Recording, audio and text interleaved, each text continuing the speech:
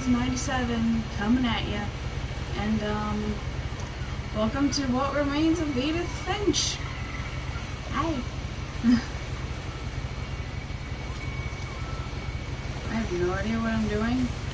Oh, it's one of those. A lot of this isn't going to make sense to you. And I'm sorry about that. I'm just going to start at the beginning, with the house.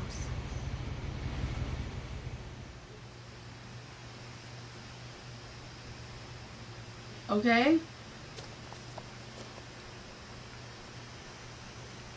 Sorry, it's a habit. I like checking the characters out. I lived here until I was 11, but I wasn't allowed inside half the rooms.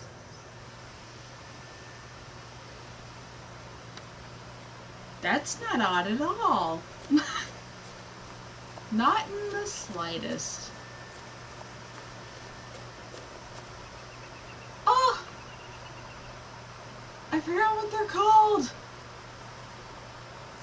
They're so beautiful.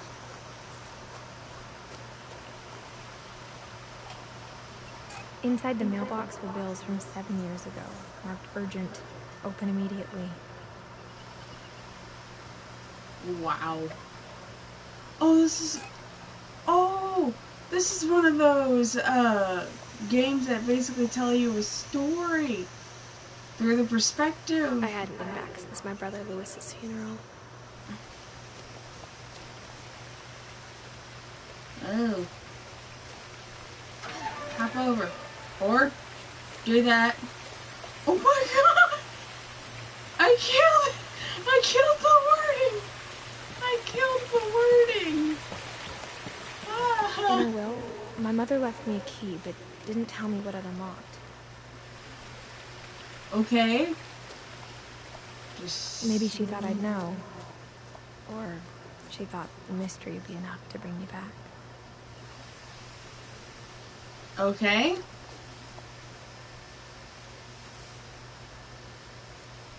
I wanna go this way. Everyone knows to go down the creepy mountain path.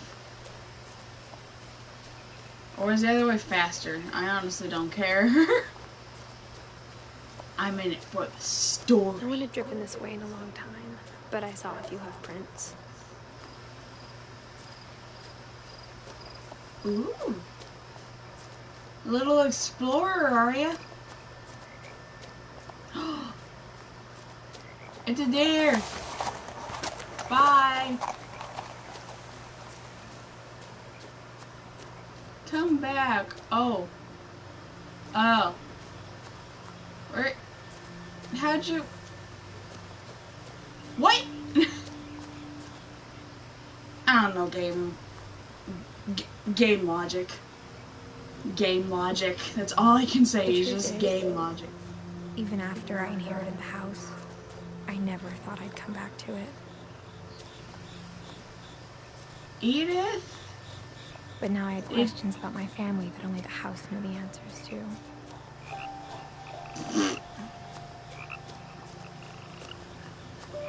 Okay. Edith?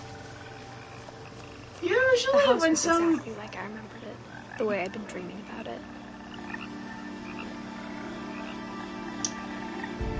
As a big house.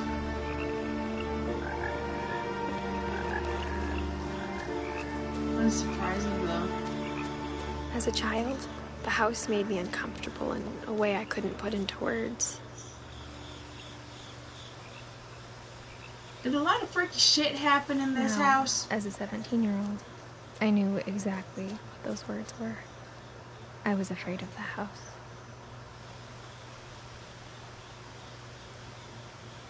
Are you saying something, Edith? Are you saying something, Edith? Oh, look, a wheelchair ramp. Let's go up the lazy way. That was not intended to be rude. I am so sorry. I hoped the key might unlock the front door. It didn't. Okay.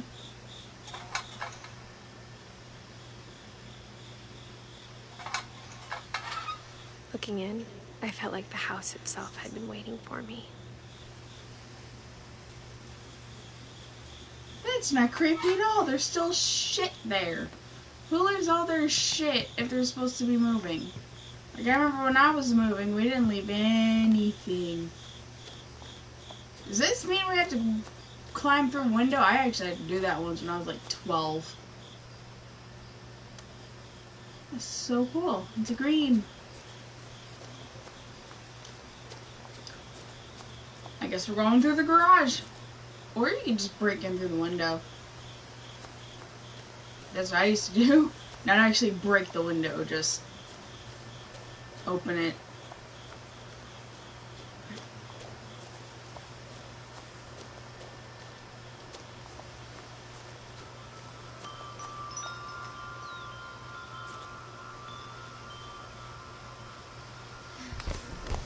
Or go through the doggy door, that works too.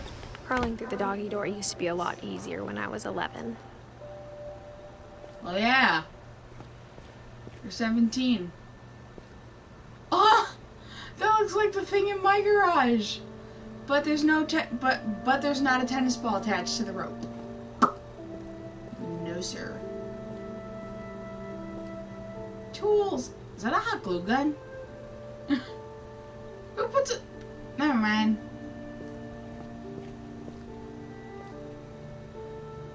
Huh.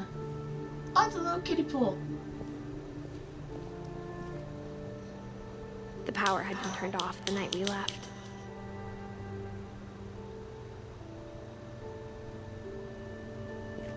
Is there something going on in this house? For the Please first tell time me in something. years, I felt like I was home.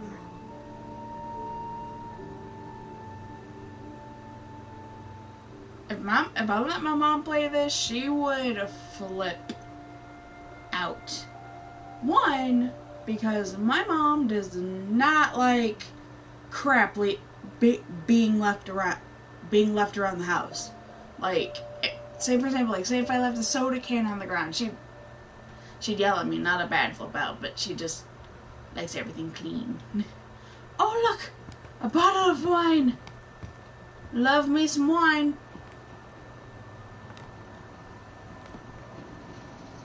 Pie and canned fish. But instead of a family, there were just memories of one. Okay.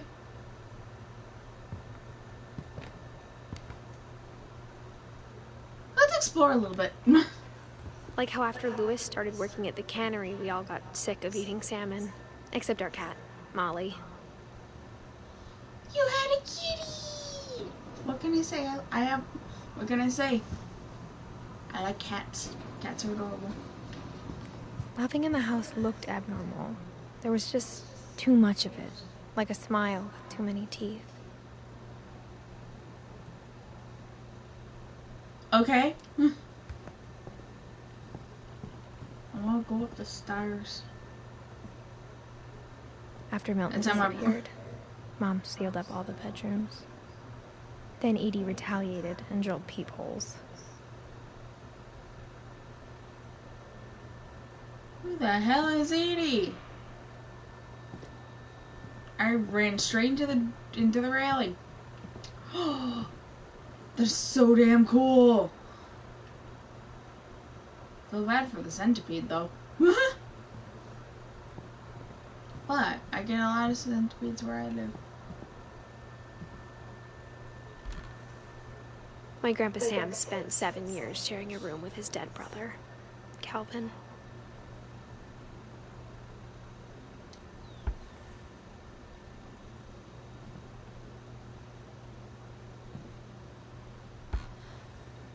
As a kid, I just assumed every house had peepholes and sealed rooms you weren't allowed inside of. Huh.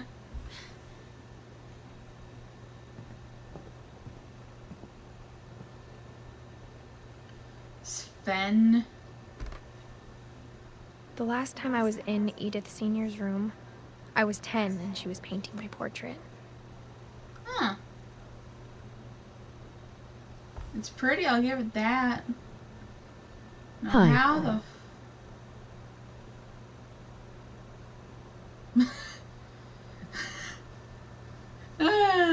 forgot I have comments to speech.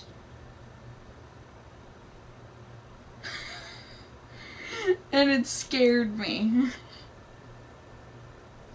I'm so jumpy. And I'm not even playing a scary game. Or is it a scary game? I don't know anymore. I'm sorry.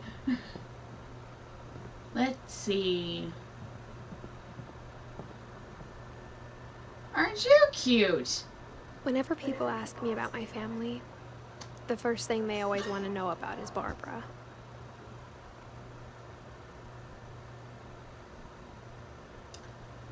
I'm gonna be honest.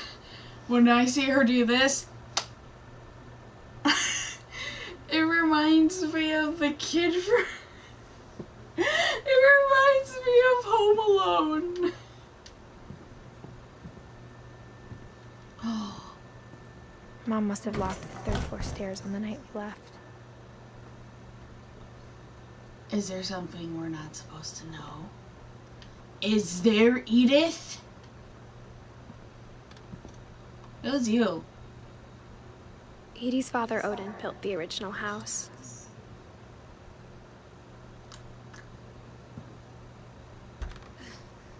Barbara was a child star for 2 years, until America grew out of it. Huh. What? Was she crap? That did... What? Was she just bad at acting, or did she just turn out to be an entitled little brat?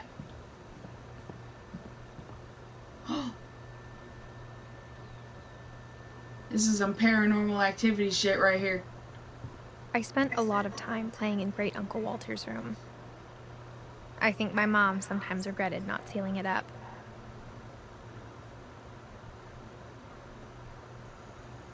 Okay. Lewis told me there were secret passages, but I never believed him. How are you? I'm good. How are you? Turns out, my mom was really good at keeping secrets.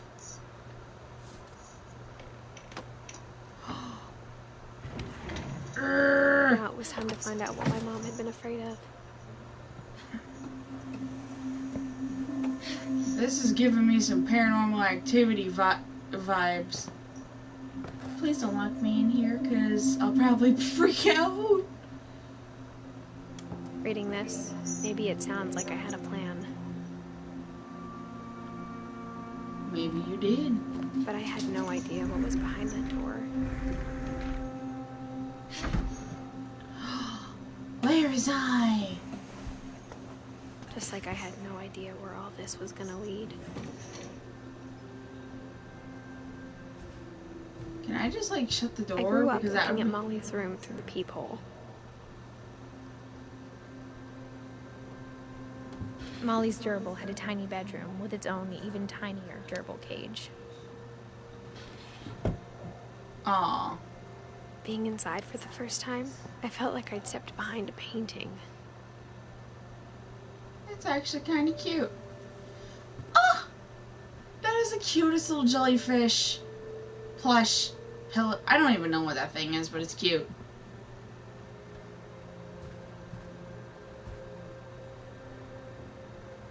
Costume masks. Okay.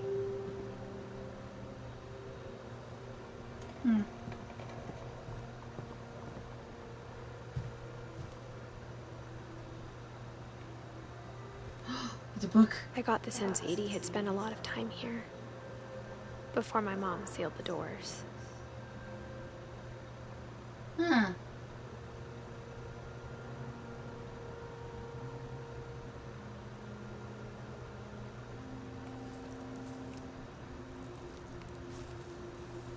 December 13th, 1947.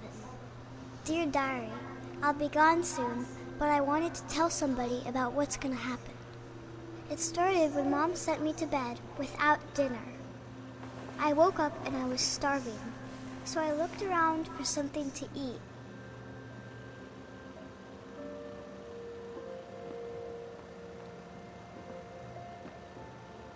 The gerbil food was dry, but I didn't mind it. Kid, do you have pica? Mom, can I come out now? Sweetheart, it's late. Go to sleep. Who puts their kid? Okay, I understand if it was the 40s and if you misbehaved, you probably went to bed My without Halloween doing. candy was all gone. Well, you probably ate it all, honey. I'm not calling you fat, Molly, but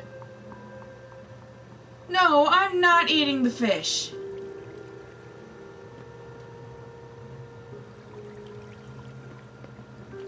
I thought about eating Christopher, but I held back.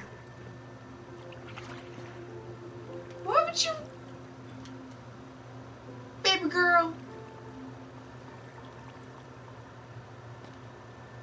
Is your mama trying to keep you all prim and pretty in a little twig just so you can look like an adorable little child star? Because apparently they probably want you to be some sort of Shirley Temple.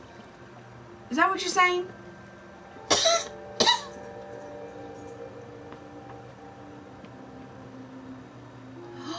No. Gee, it was crispy. It's dark. No, don't eat the fishy. This is why I never play first-person games. Oh no. Please tell me you're not gonna. Okay. I ate a lot of things that night.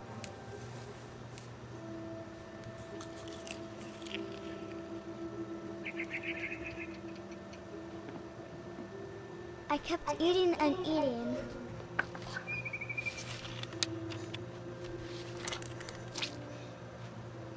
That's one way to brush your teeth. Then I heard chirping outside my window. Oh no. Please tell me you're not gonna eat the bird. That'd be bad. Look at. It was a barn swallow going back to her nest.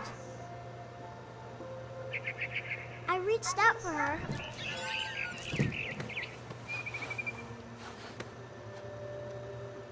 And suddenly, I was a cat.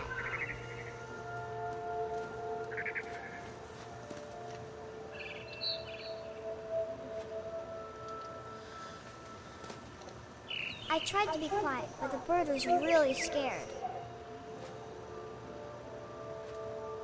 Well, yeah, you're gonna eat her.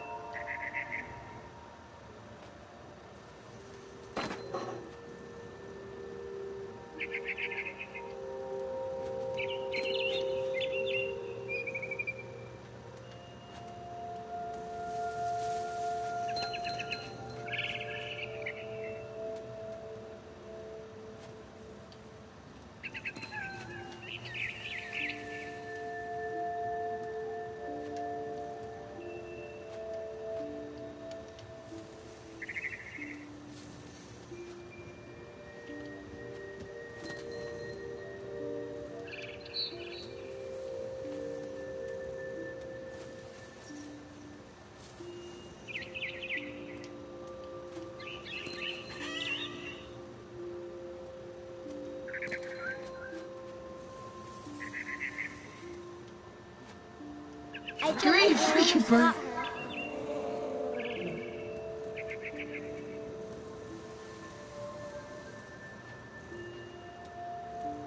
I'm gonna feel so stupid if I like.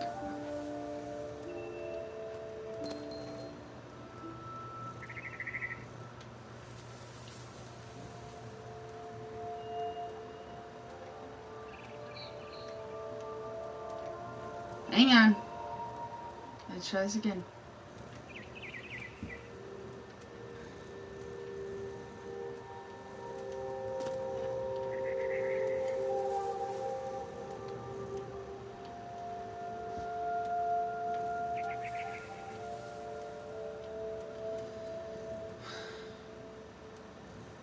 What I was thinking.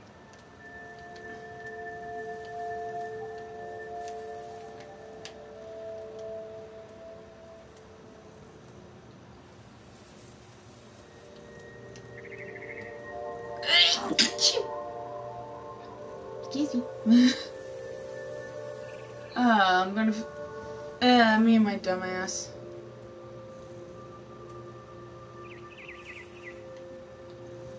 I will get you, you little fucker.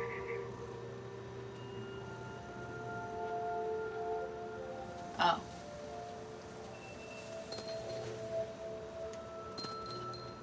I could tell she was getting really tired. Great, I can't find the bird.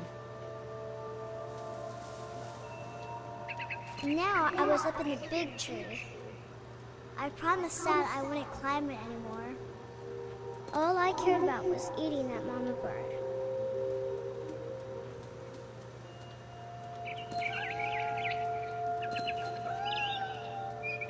I gobbled her up. And That poor suddenly, bird. I was an owl. Hoot, First, hoot. all I heard was the wind. Then I heard little teeth nibbling in the grass.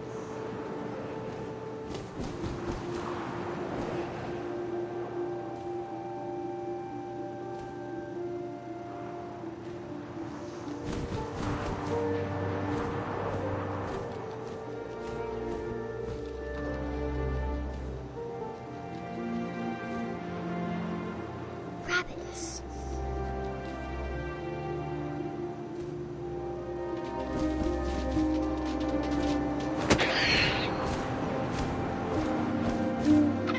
I imagined his face looking up and seeing mine through my talons. I swallowed him up, and I didn't chew one bit. Then I flew off to find something bigger.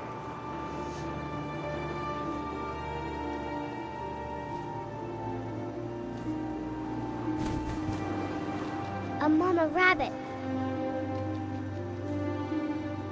Where?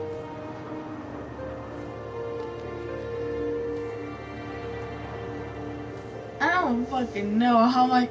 Oh.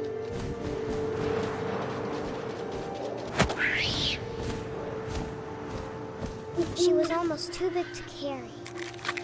I started choking, but I couldn't stop eating. And suddenly, I was a shark. The fuck?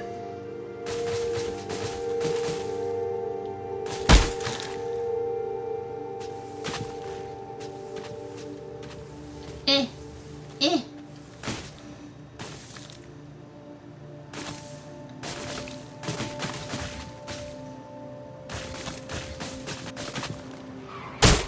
I rolled off a cliff and into the ocean. Now, I was hungrier than ever.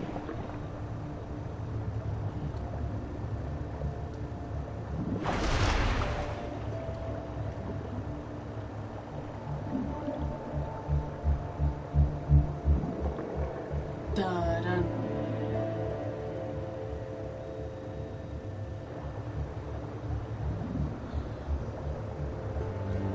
I'm gonna feel so stupid if I can't find that fish. Oh, I sank. Sorry. Ugh. I sank.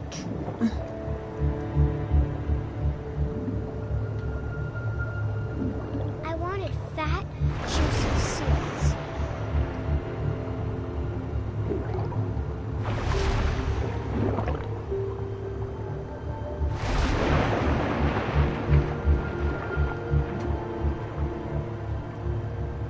I don't know.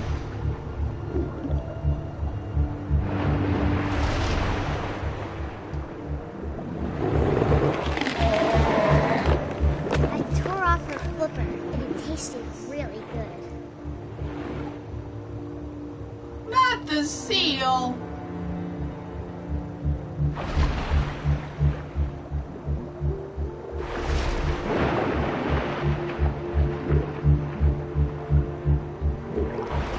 Grabbed on tight. But I was so cool, I jumped out of the water. When I opened my eyes, everything had changed.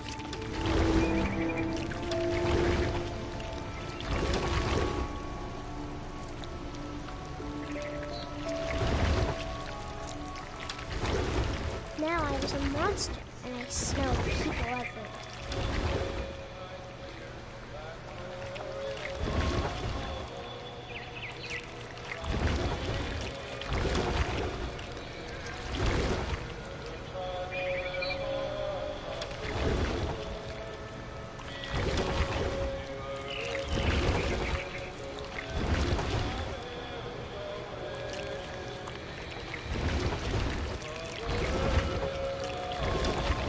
Okay, this.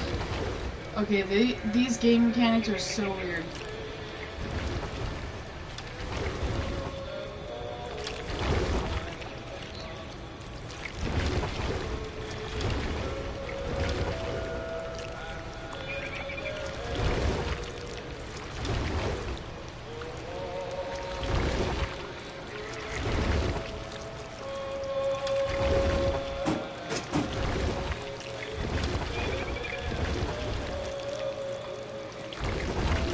I was big, but I moved real quiet.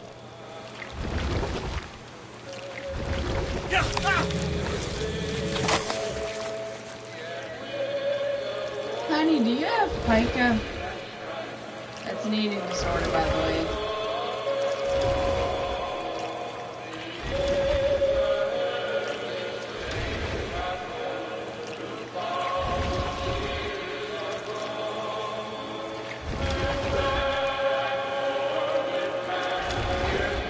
I wanted to stop, but also I didn't.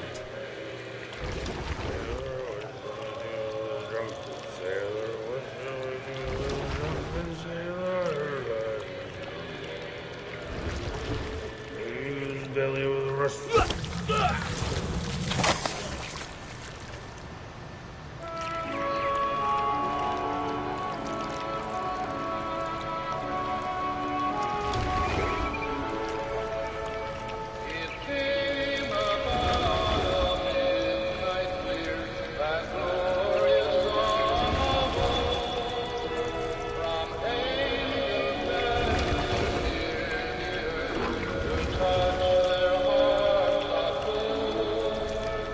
After the last passenger, I was still hungry. And to cross the water, I smelled something new. Something I had to have, so I swam towards it. Okay. I slithered onto the sand, and the good smell went into an old pipe. Okay.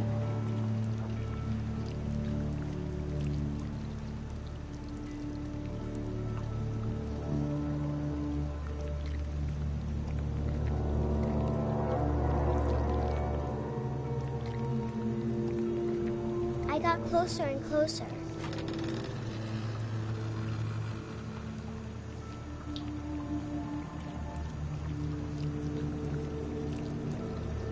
This is some paranormal shit. All of my stomach started growling. And suddenly, I was me again. I held my breath for a long time, but I couldn't hear anything. I think it's waiting for me to fall asleep. But it's not going to wait much longer. It needs to be, and we both know I will be delicious.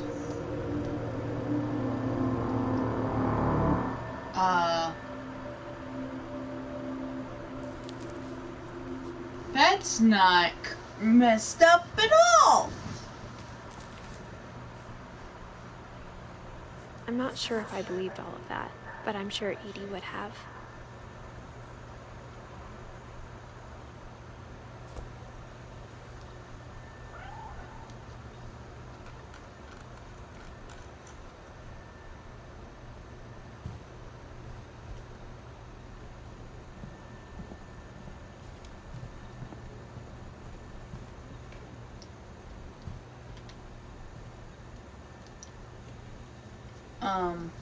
I can't describe it, but I felt like some part of Molly was still here.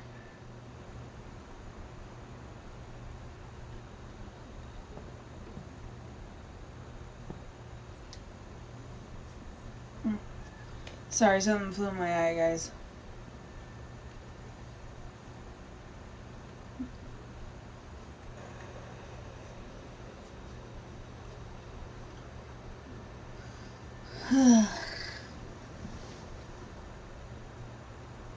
Some part of Molly. Is it her name?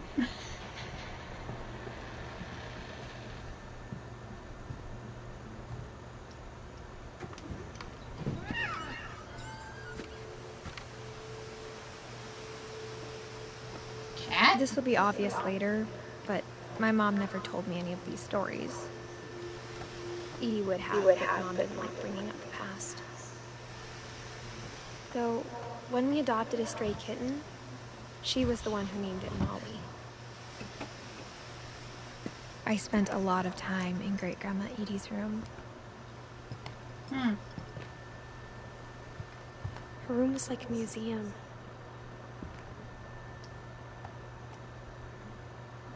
For 500 years, the Finches have been famous throughout Norway for their fortune and misfortune.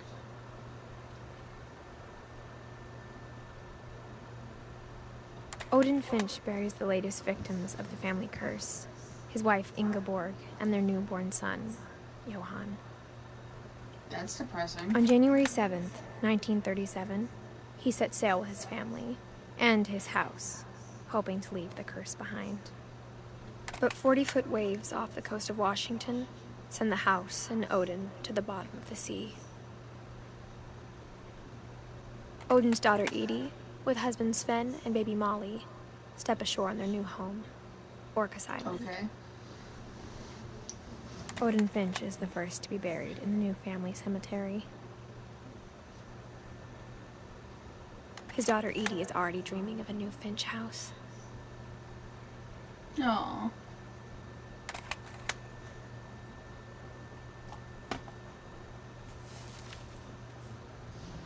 Whatever's wrong with this family, it goes back a long ways.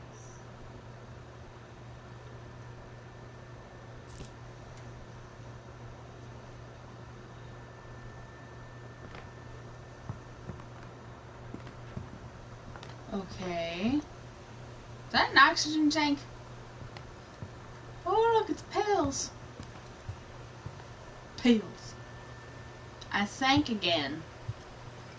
Edie gave a big interview about a mole man living under the Finch house. My mom was furious. Okay. I hadn't thought of myself as Edith Jr. for a long, long time.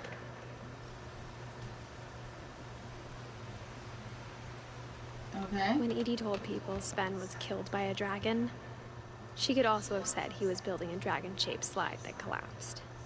She could have, but she didn't. Okay. Even in her 90s, sometimes Edie seemed a lot younger than my mother. Huh. Glasses! They're actually kind of cute. Oh, it's a frog. Oh, look!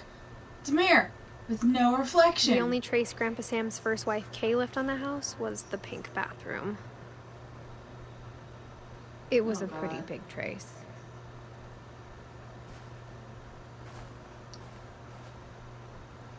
What, do you want me to freaking go down the pooper?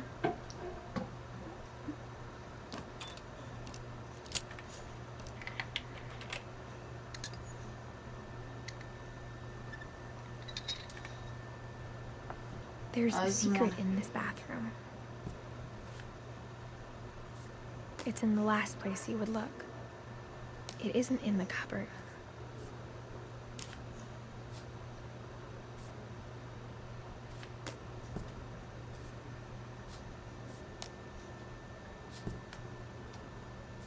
It's hidden in this book.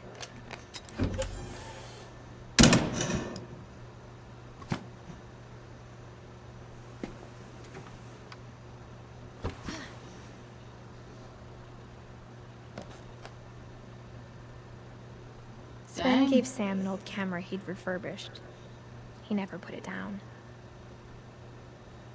Huh.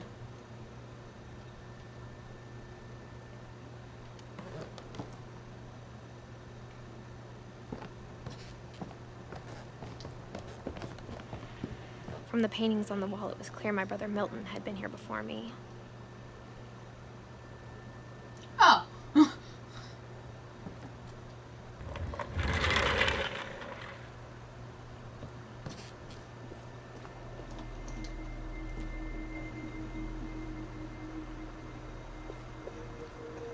Okay.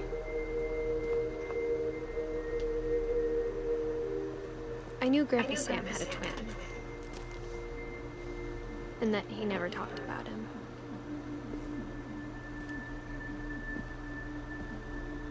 I guess my grandpa didn't like history any more than my mom did.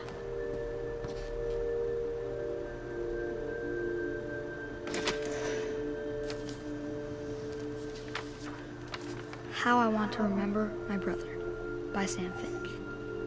The thing I remember is that when he made up his mind, that was it.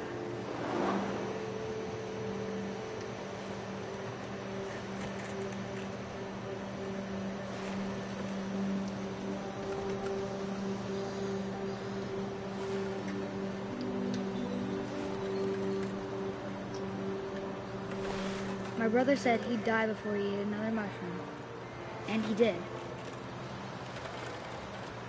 At Barbara's funeral, we swore we'd never be afraid again, and he wasn't. I think Calvin always wanted to fly. Sam! Calvin! Dinner's ready! Coming! But that day, he finally made up his mind to do it. I told him going around was impossible.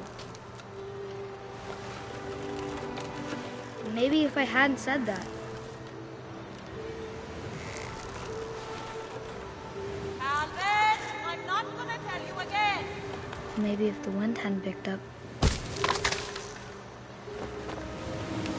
Then maybe he'd still be here. But I doubt it.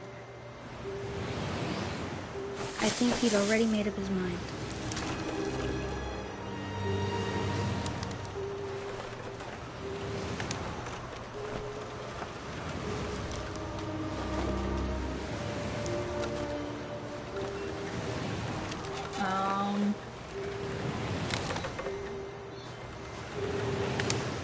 That's what I want to remember about my brother.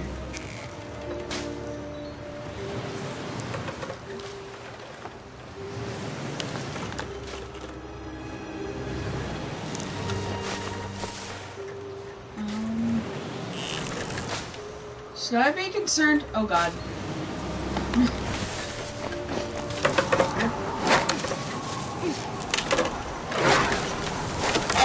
The day he made up his mind to fly. And he did. Did he? What? Calvin's story felt strangely familiar. When I was younger, I remember trying to do the exact same thing. Huh. Well, back we go. After the funeral, Edie roped off Calvin's half of the room.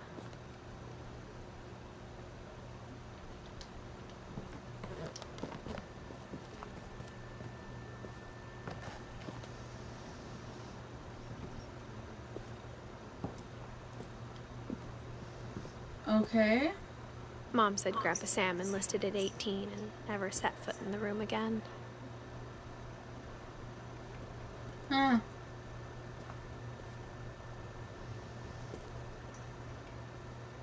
Now where to next?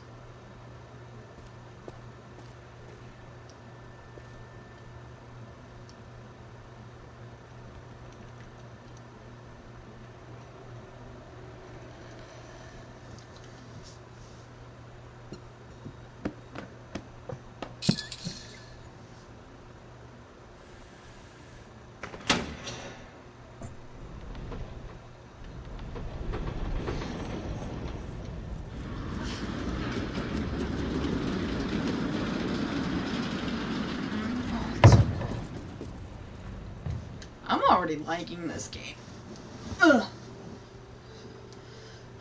Ignore my unmade bed. The passages were a pretty tight fit. They'd obviously been built for smaller hands and bellies.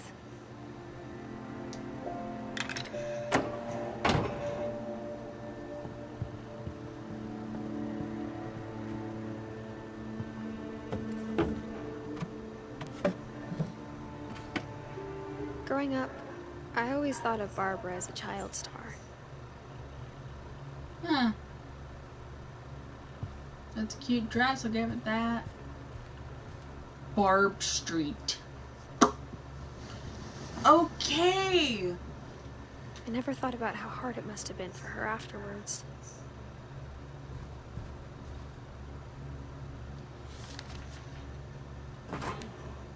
Of all the stories people wrote about Barbara's death, I'm surprised Edie saved this one.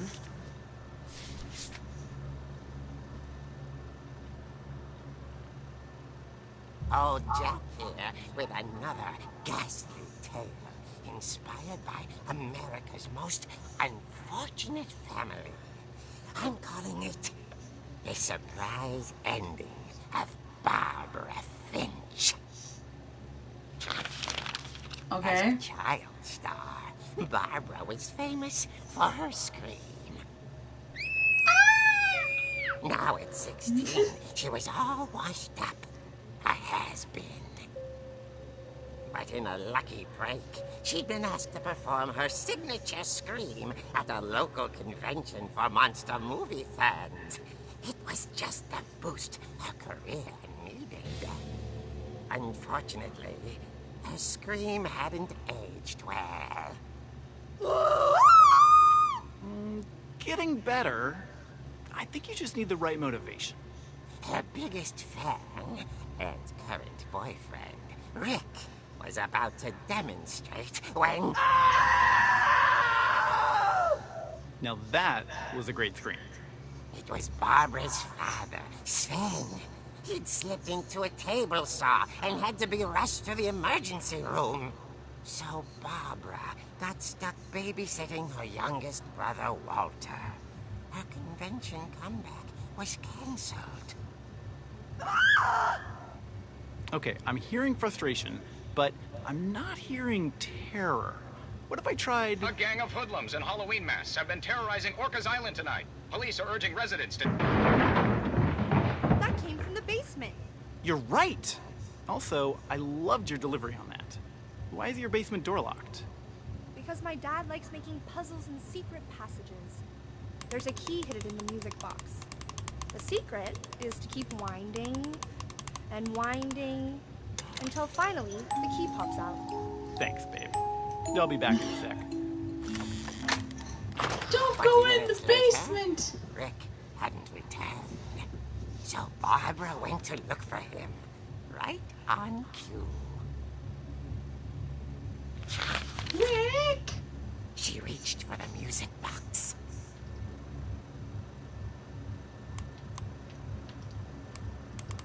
And as she wound the key, she listened for Rick, but the house was silent.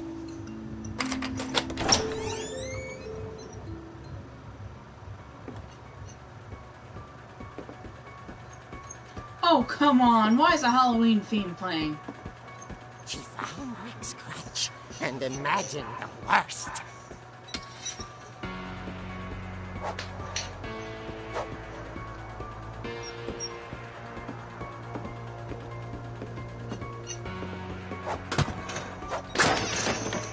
The gang's leader is the infamous Hookman killer, Dr. Carl Hamill, who impaled and then ate his family 10 years ago tonight. Why is the freaking Halloween theme playing? Rick! The old fridge rattled and grew still. Oh dear!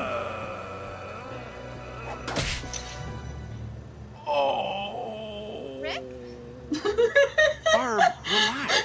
I'm just trying to scare you to help you find smack. your scream. Well, I'm not scared, Rick. I'm furious. Then act furious. All I'm getting from you now is that you're hurt and confused and you're... She threw him out, but she kept a little something to remember him by. Barb, have you seen my other crutch? And she was still holding it when she fell asleep watching the late picture show. Hours later... Barbara! Walter, what's going on up there? Ah! Okay, I'm coming up, but if this is a trick, They're dead, Walter. Walter, are you okay, Walter? I don't know what. Again with the Halloween theme? Come on.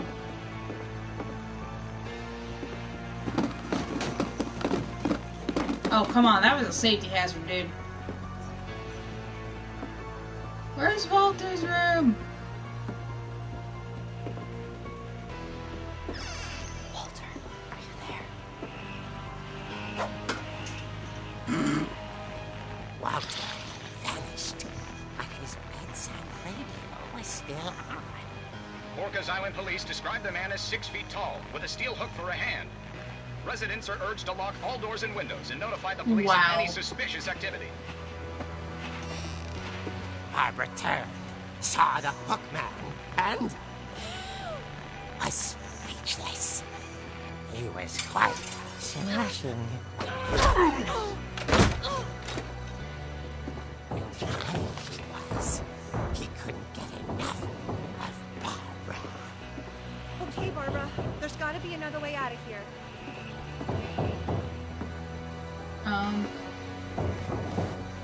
That night, she played her part beautifully.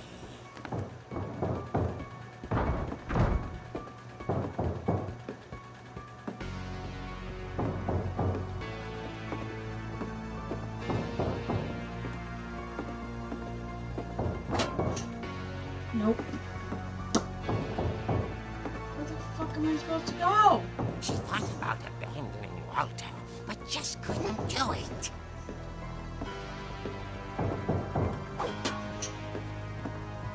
Molly's door hadn't been opened in years.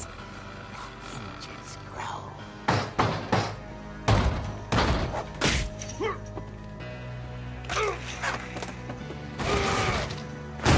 He wasn't moving, but she sensed the story might not be over yet.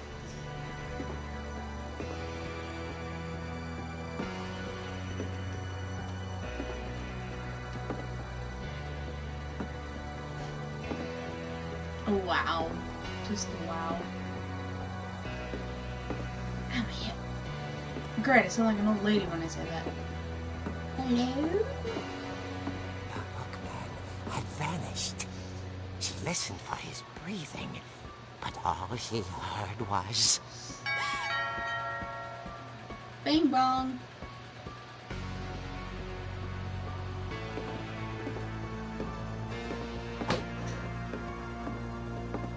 Someone at the door was dying to speak to young Barbara.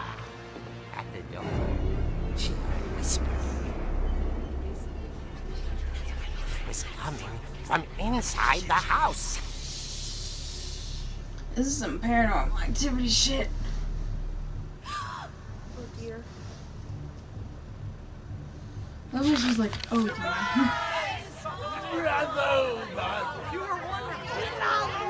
The monsters had come to surprise her. For Barbara, it was a dream come true. And she saw what kind of monsters they were, and she realized what was about to happen. She was going to be famous. And with her final breath, Barbara Finch gave the performance of her life.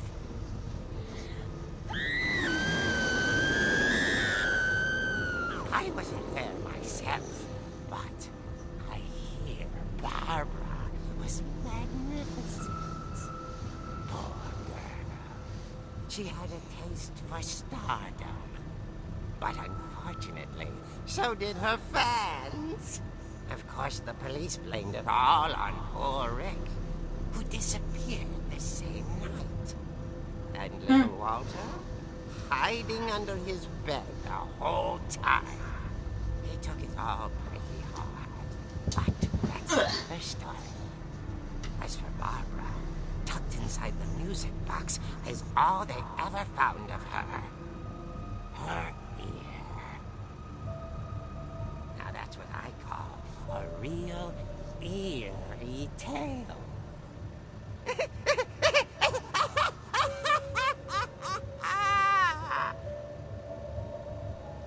The fuck?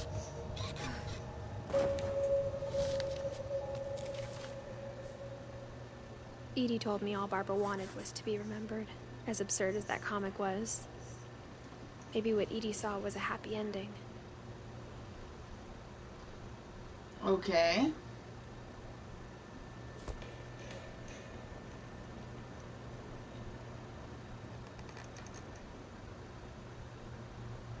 Now where do you want me to go now?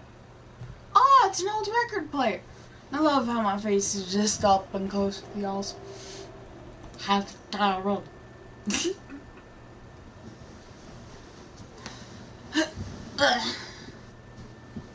Yes, you finally get to see a full. Is that fucking pizza?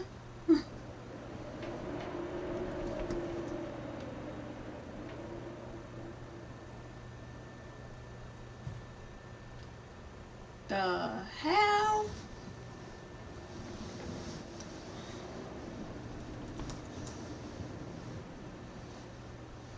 Okay. I'm thinking again.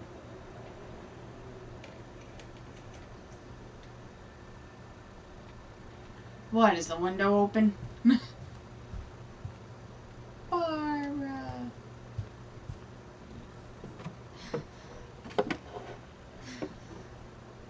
I guess now I know why Mom didn't like me playing with the music box. Huh. Oh, the words guide you. Okay.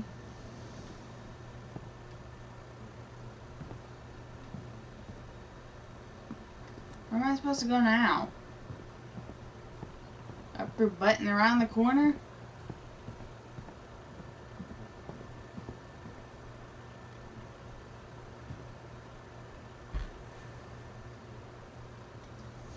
No.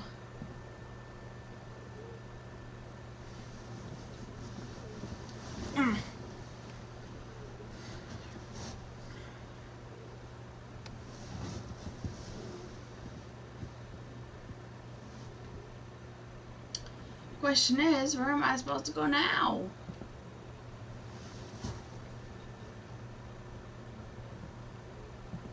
I just realized. It's funny. All those times I played with the music box and never found the basement key.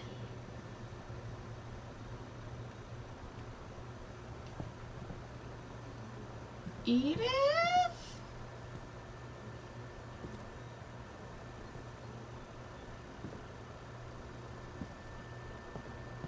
A lot of things got left behind in the whirlwind of that last night. Hmm.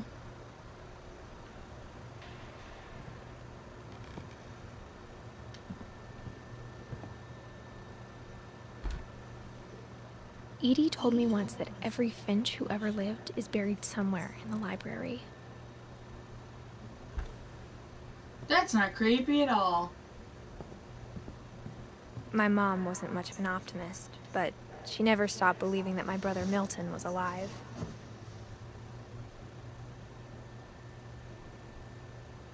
That's kind of depressing.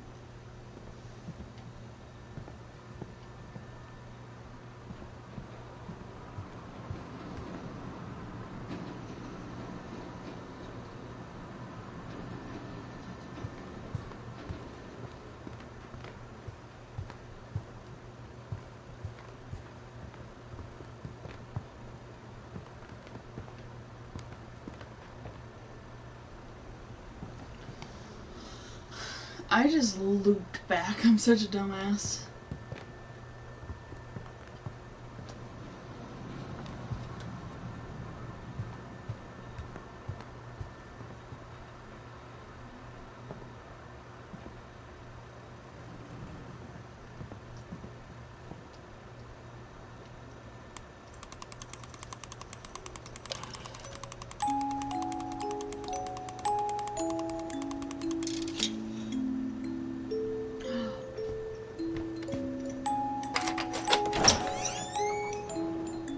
It's just a pretty melody, though. Oh, yeah. I have a feeling Why do I have a sneaking suspicion that I did a bad?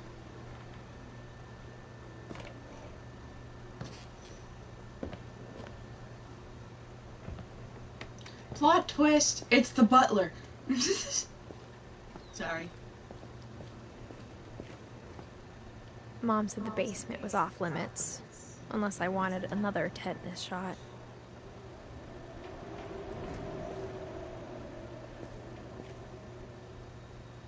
That's cute. I saw Edie sneak down to the basement once, carrying packages.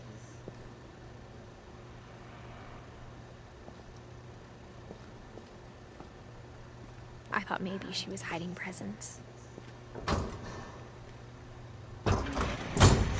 It turned out she was hiding a lot more than that.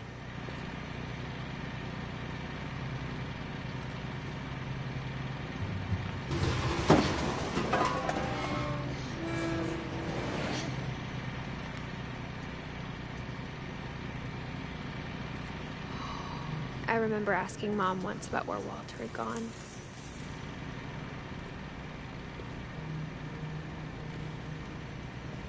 She said after Barbara died, he got as far away as he could.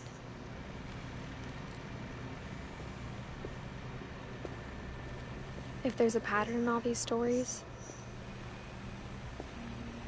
I think it's that none of us has gotten very far.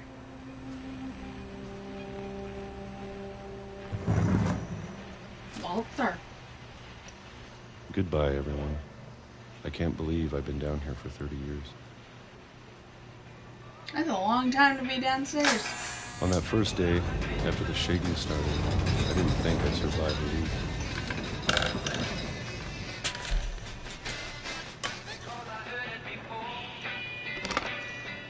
But after a few days, I settled into a routine. That's what kept me sane. Having a schedule, living for today. I always expected to be dead tomorrow. But if you wait long enough, you get used to anything.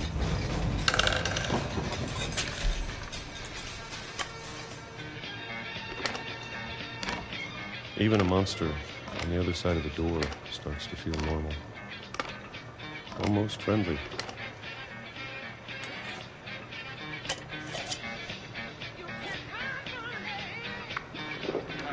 And then one day, everything just stopped. Whatever that thing was, it was gone. Maybe it got tired of waiting. Or maybe I just got tired of being afraid.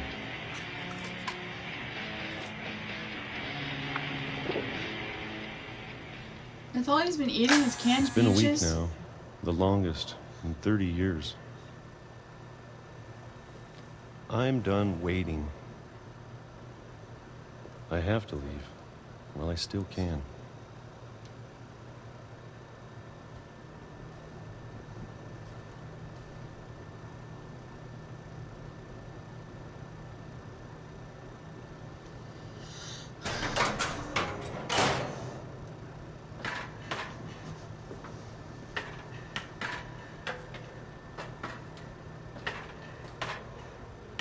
Should I be concerned? I know it's out there somewhere.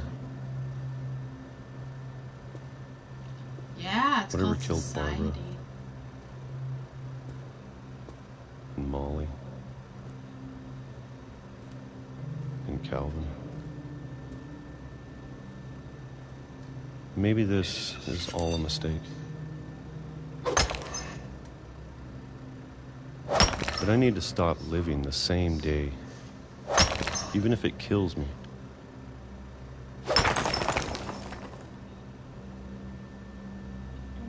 Whatever's out there, I want you to know I'm ready for it. I'm going to appreciate all of it, especially the food. I don't mind if I only have a year left, or a month, or a single week. I'd be happy with one little day. can already imagine the sun on my face.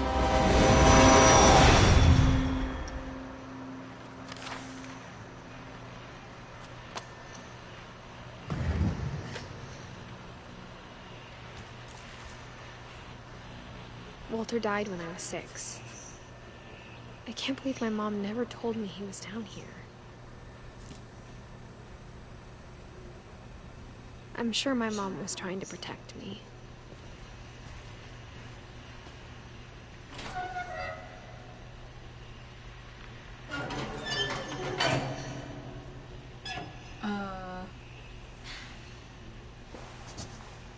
What? Maybe she was afraid I'd end up like Walter. But if she never told me about an uncle under the house, I can only imagine what else she was hiding. I don't want to make the same mistakes she made. Trying to bury something that's still alive.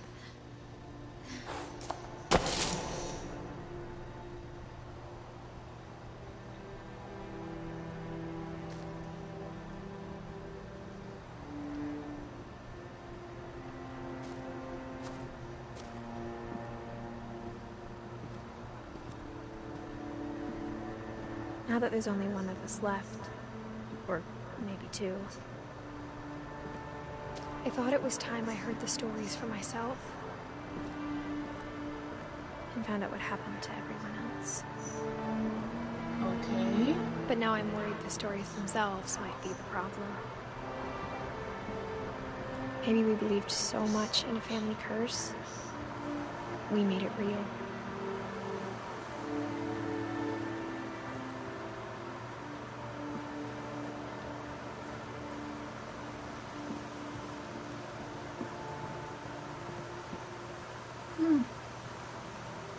I don't know if I should even be writing this.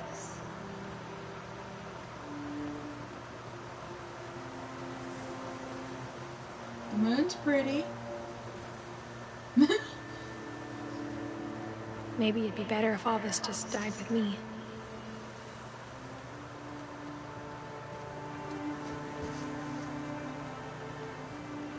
Okay. But I thought you should know about your family.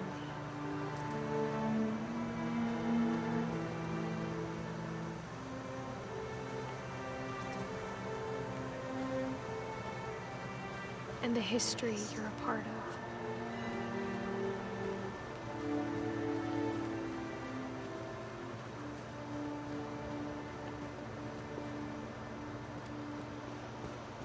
Well, let me go that far.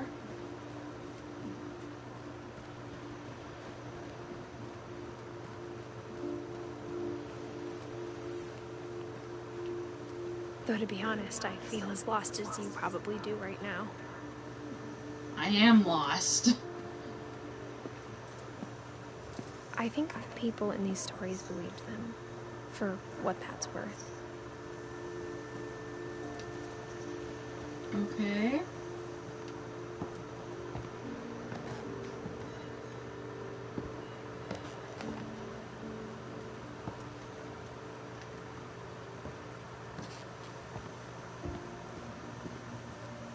And when you look at the house, that history of imagination and stubbornness and madness, any of it seems possible.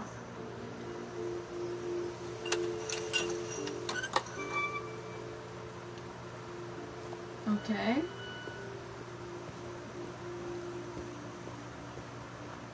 I think we've been surrounded by death for so long, we've just gotten used to it. Okay. What kind of family finishes building a cemetery before starting the house?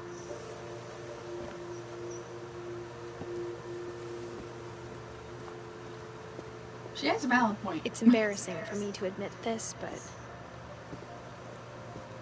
the pet cemetery made me more uncomfortable than the human one. 3 of the gerbils are mine, and 2 had been my fault.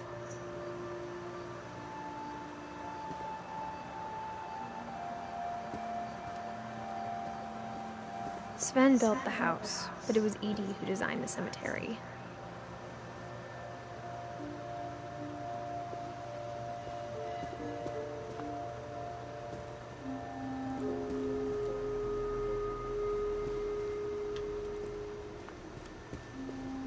I'm sure Odin's monument had been Edie's idea. My mom was always trying to move on, but for Edie, the past never went away. Okay. She could see it poking out of the water at low tide.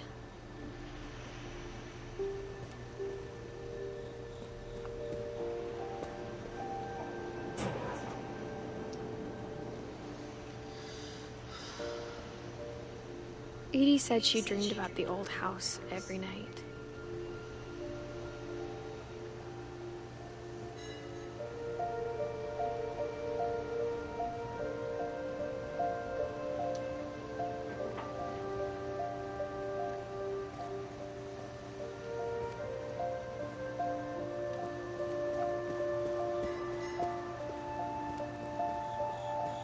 Edie's side was always easier for me to understand. Okay. But the older I get, the more I can see where my mom was coming from.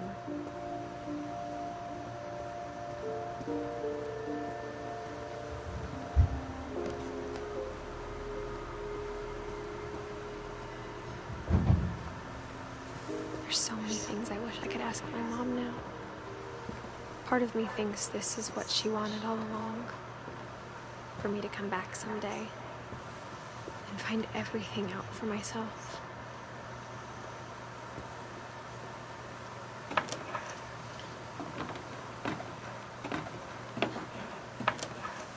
Yeah, my stepdad's upstairs moving around, so if I go quiet, it's because I'm trying to pretend I'm asleep. But looking back on it now, if she told me there was going to be so much climbing, I never would have come when I was 22 weeks pregnant.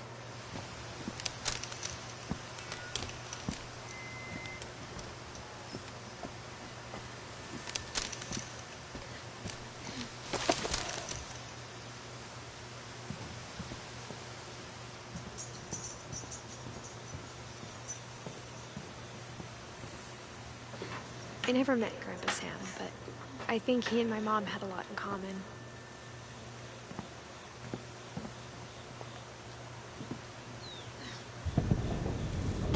They were both pretty intense. Okay.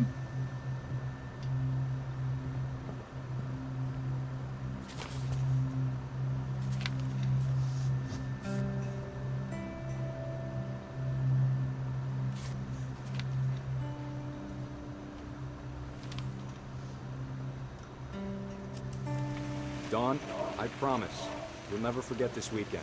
Yes, sir. These memories are gonna last a lifetime. Hmm? Am I gonna have to shoot anything? It's a hunting trip, Dawn. Shooting is strongly encouraged. Perfect. It's gonna rain the whole weekend, isn't it? I will never forget this weekend, Dad. That's the spirit. Okay, got it. I'm gonna take some pictures, okay? Just be careful. The camera's older than you are.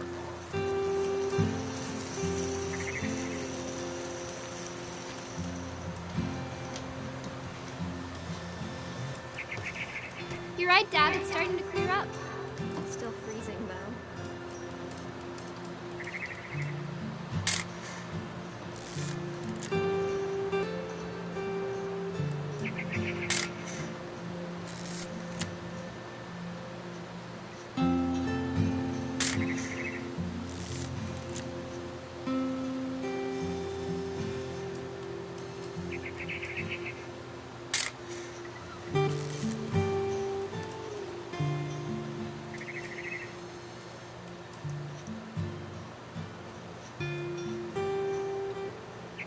I think again.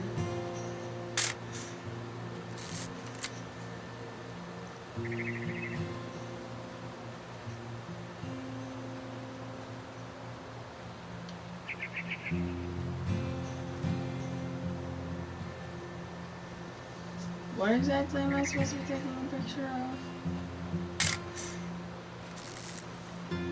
Oh, am I supposed to just sit here and take random pictures?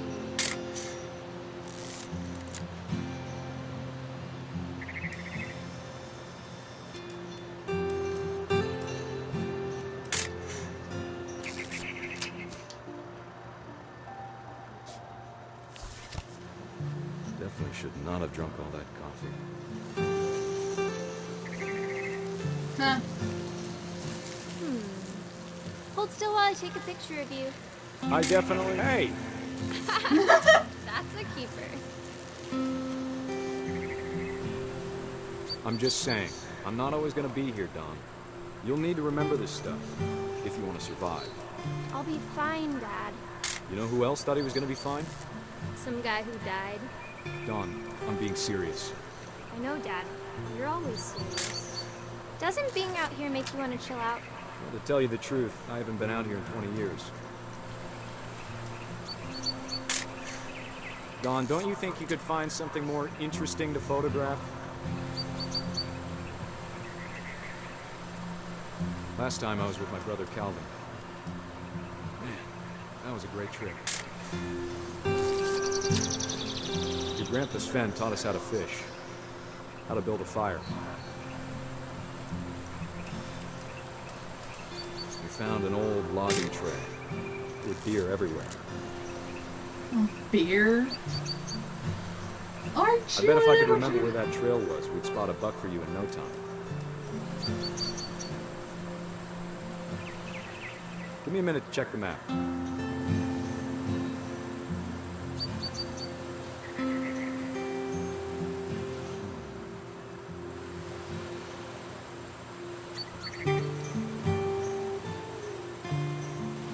Let's see.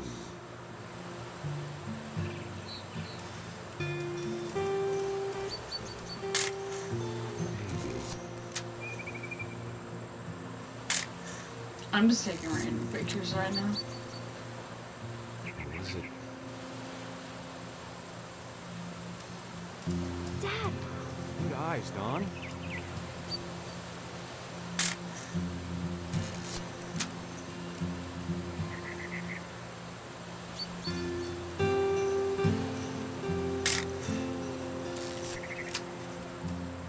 Before you take the shot, let me get a picture of you.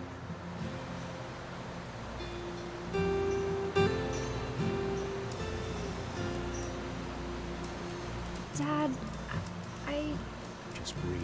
Turn off your imagination. Focus on the target. Let me get behind you. Do I have to do this? Don, you don't have to do anything. But if you want to survive, you'll need to be strong. Great shot, Don!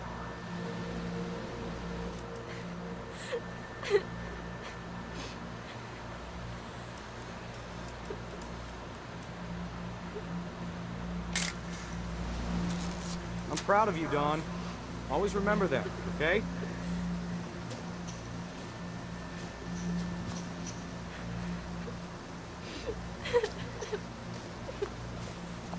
Sorry, Don. Just gotta reset the timer.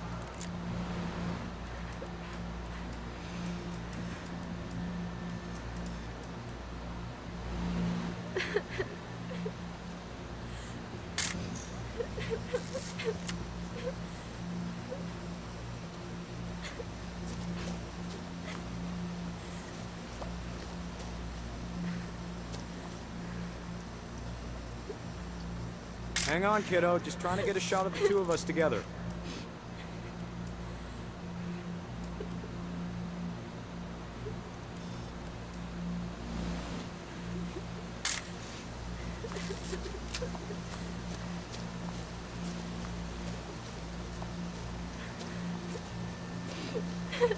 Dad, it's twitching. I think That's it's totally normal, Don. Just focus on the camera. Try not to think about... Dad!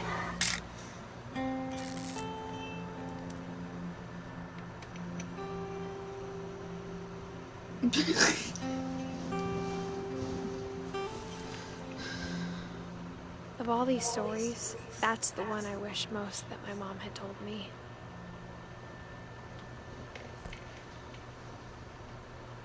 Okay.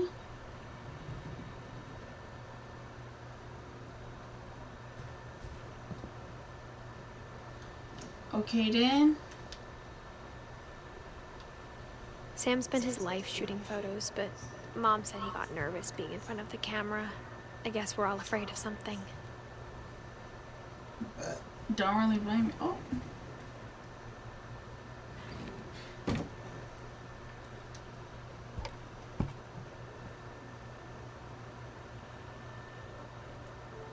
She's like, oh, I'm 22. I'm like, how old are you exactly?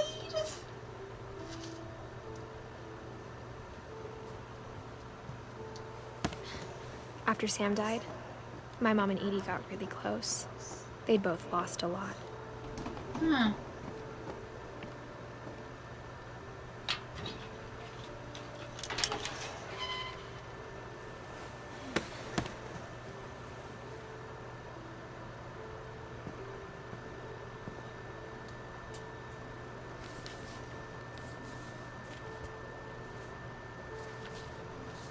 Dear Kay, do you remember the way Gregory used to laugh when he thought he was alone? Like something funny was happening, but only he could see it.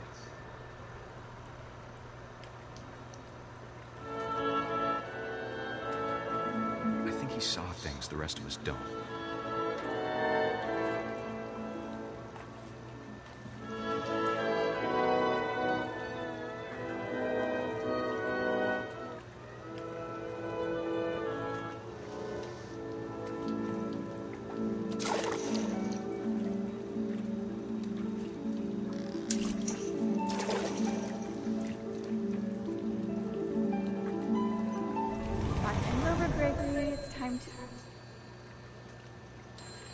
Hold on, sweetie. Hello?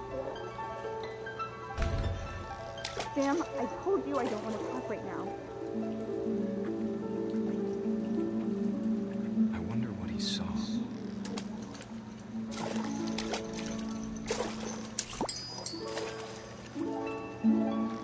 What his world was like.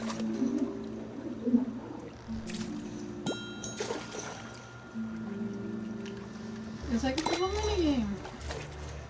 He reminded me so much of Calvin. Lost in his imagination. Whatever it was, he saw.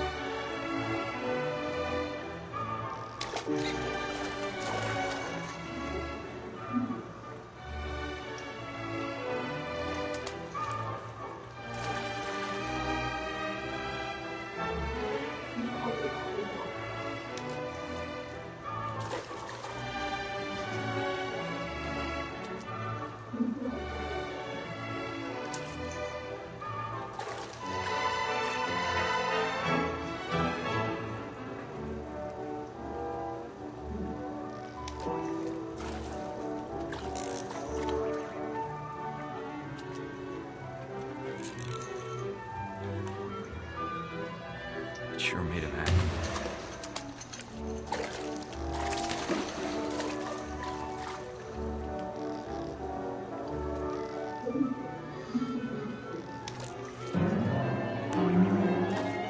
I know how silly it sounds.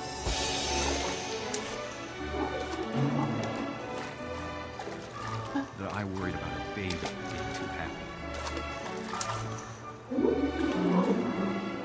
I could feel him slipping away. Sorry about that, Gregory. I know you did everything you could.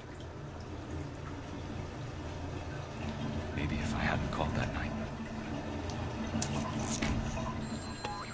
Damn it. Hold on, I don't want Gregory to hear this. I wish you could have told saw.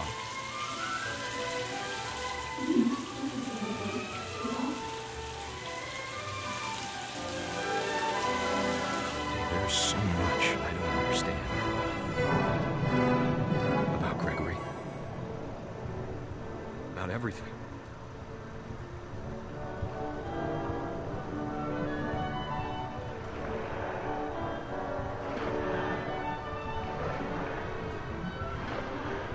But I know what happened wasn't your fault.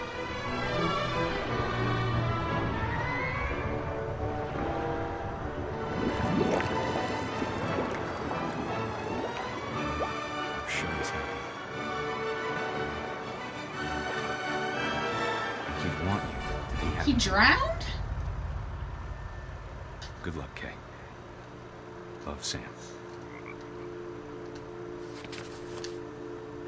Our freaking controller croaked at the same time.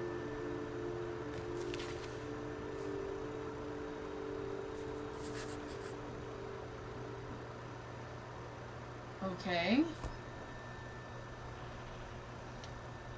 That was a little depressing, but okay. Where the frick is Dawn? I can't imagine my mom ever writing poetry, and yet... A poem for Gus, who always said the wedding was a bad idea.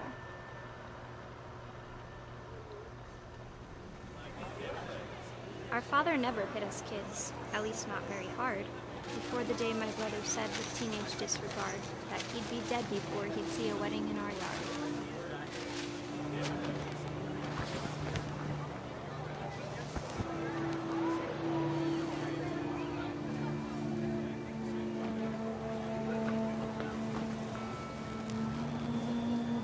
My father made him come, of course, but Gus stood far apart, just flew his kite and bottled up the storm inside his heart.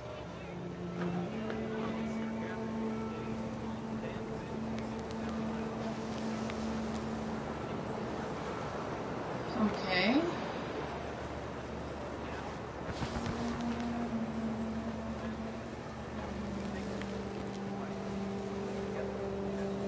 I tried to talk him out of it, but though he'd never met her, we don't need a stepmom, were the words that I now pronounce you husband and wife. You may kiss the bride. Yay!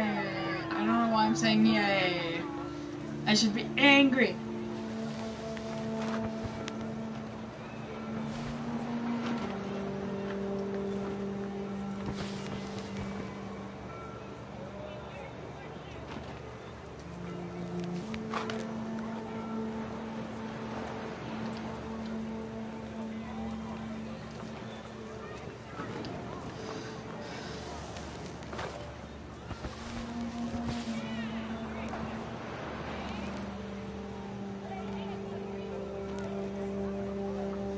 Okay.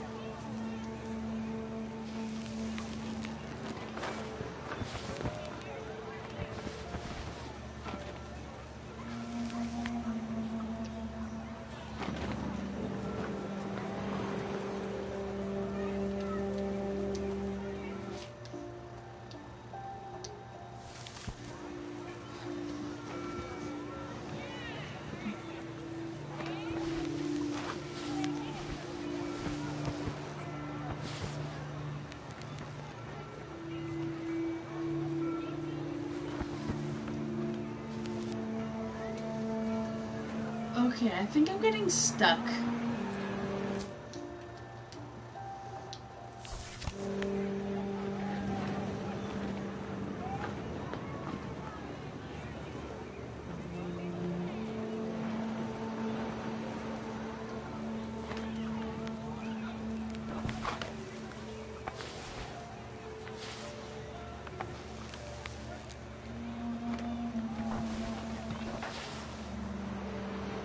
the time for photos came, Dad ordered him to Come here. But Gus declined, and as a sign held up his middle finger.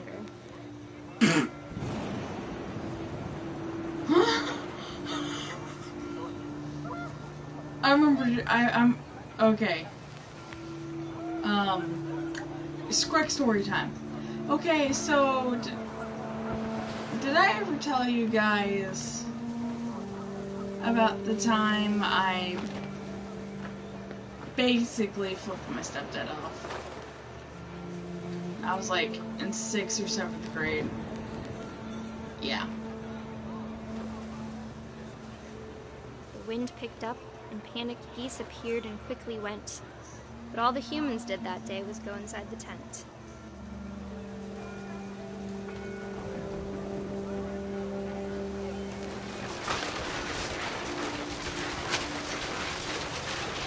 The rain came down in buckets then, but no one seemed afraid that nature might destroy the tent our dad had crudely made.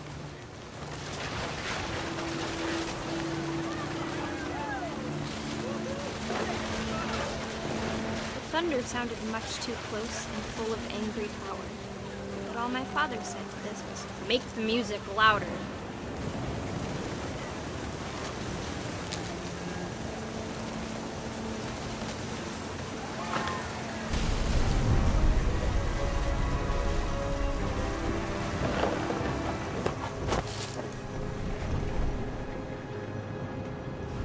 I wish that I could truly say I thought about you on that day.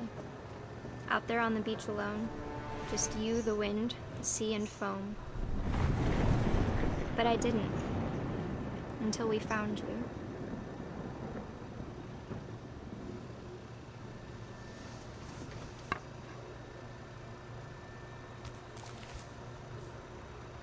She never talked about him, but Mom told me once if I was a boy, they were going to name me Gus.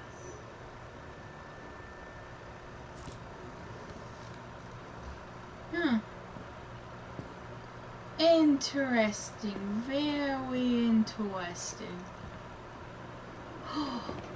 Oh my god. My mom moved up to the loft after her brothers died. At the time, it was as far away as she could get.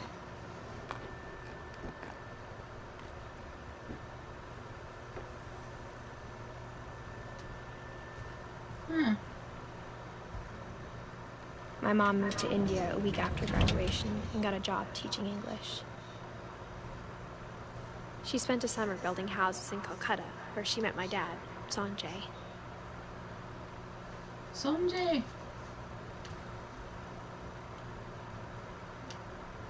Louis was born a year later.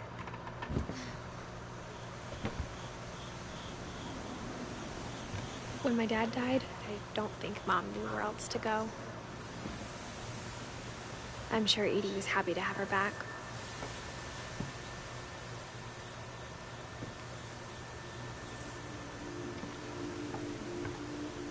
The house had to get a little bigger, but Edie was used to that.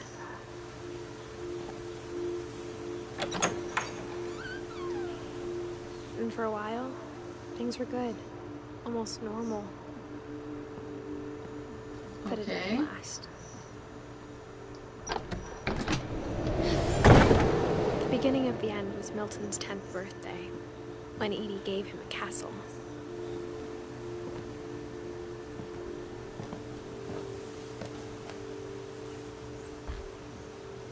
After Milton disappeared, the only thing he left behind was a room full of paintings.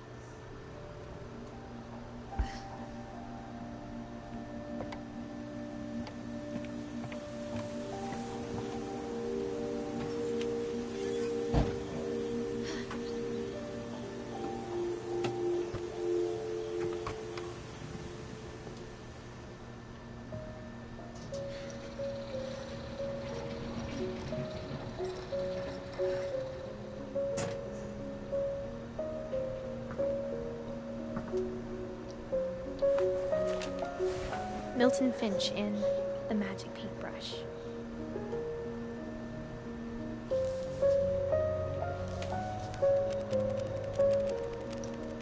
Okay.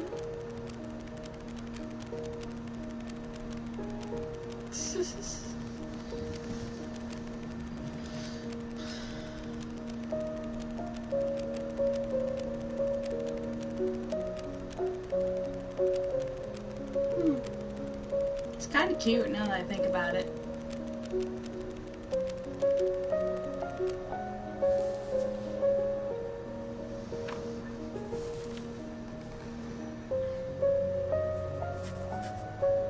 I was 4 when Milton disappeared.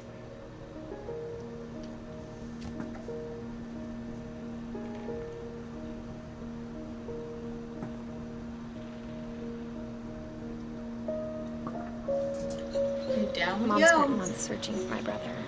Then she sealed the doors.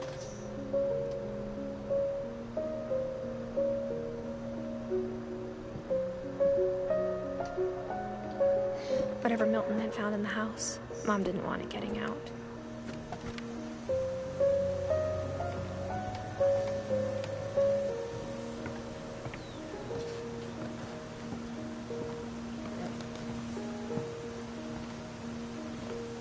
Mom definitely blamed Edie, but I think Louis blamed himself. After he graduated, he just spent more and more time in his room, until Mom got him a job at the cannery.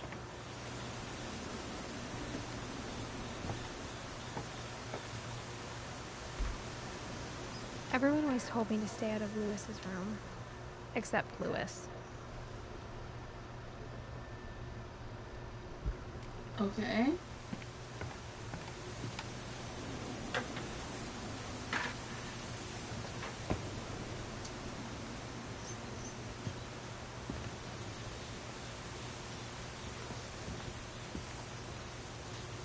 What am I supposed to... Oh, window. Of course it's gonna be a window.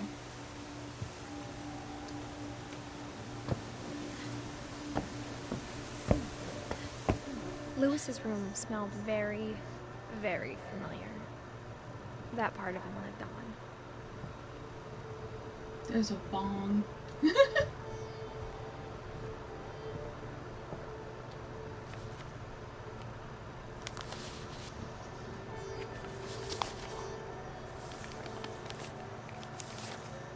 Dear Mrs. Finch, as Louis's psychiatrist, I can understand your desire for an explanation.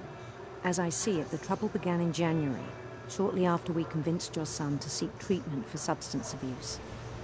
Newly sober, I believe Louis first noticed the monotony of his daily life.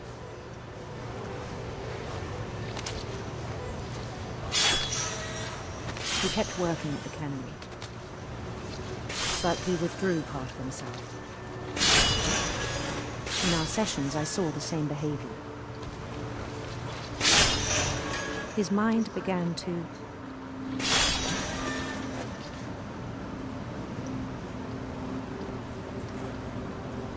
wander.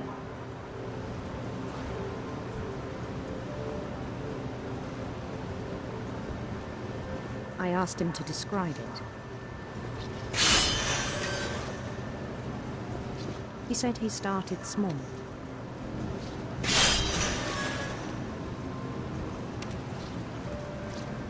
Imagining a labyrinth. He'd feel his way about. Then something moved. Bats.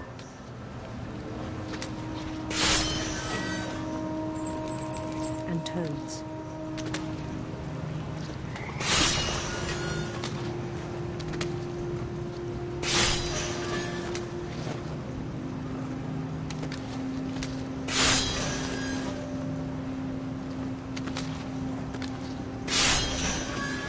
Things that have not names. He knew it was all in his head.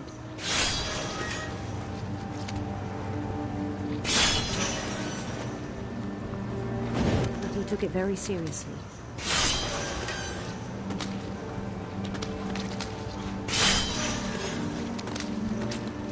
I had hoped he'd find himself.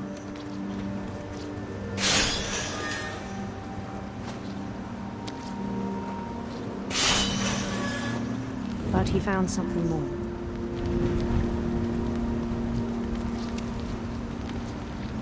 I worried about him then. Daydreaming at the cannery. I spoke with his boss. but he said Lewis had become a model employee. Methodical, tireless, focused.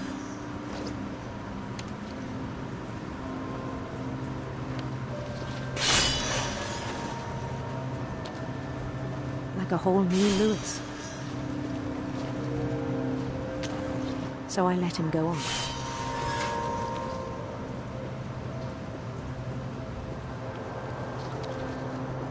I even encouraged him. It seemed very promising at first.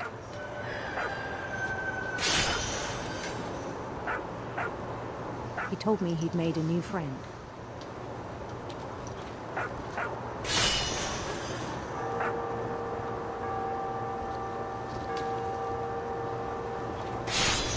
On the edge of a city he named Lewis Topia.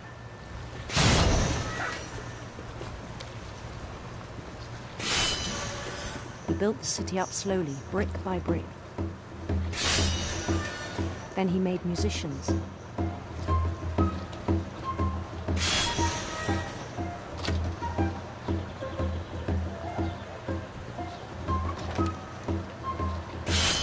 And songs for them to play.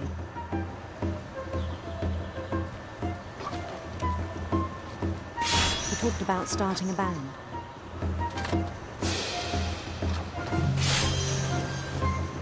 And he was always humming something. Every day his imagination grew stronger.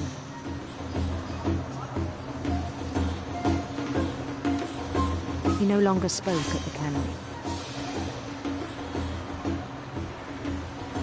But his chopping was as reliable as ever. Then one day it struck him that all the cheering crowds, even the stones under his feet, were all in his imagination.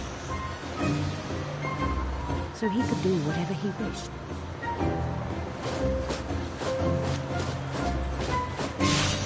He held an election for mayor.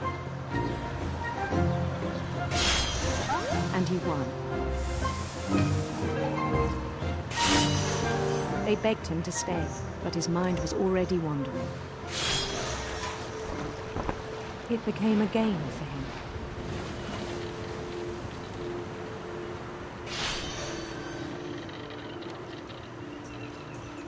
He'd conquer a city, then immediately push on. New Louisville.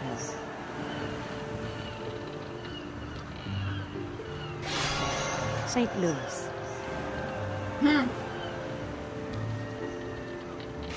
He started drifting away from our reality.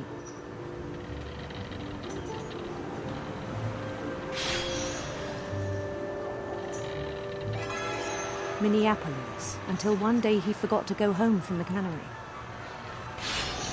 Even as his mother pleaded with him, part of Lewis kept sailing on.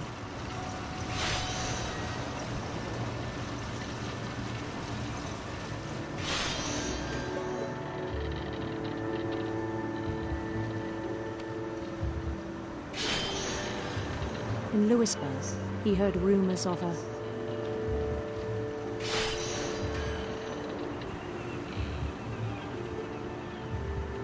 handsome queen.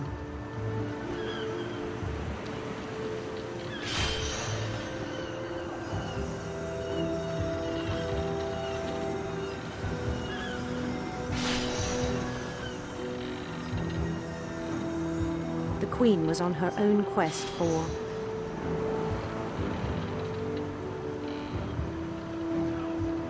sinister serpents.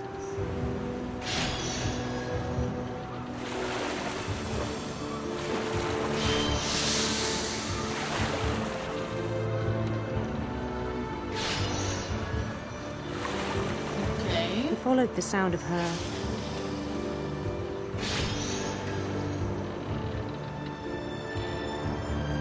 silver harp.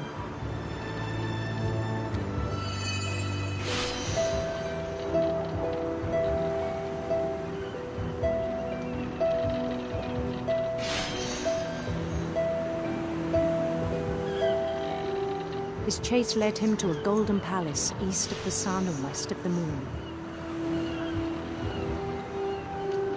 Even then, his logic remained sound.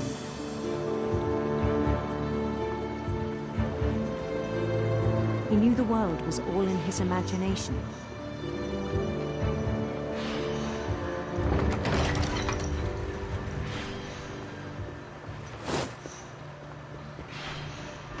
But he was so proud of having created it. In his own eyes, he'd become something greater than a king.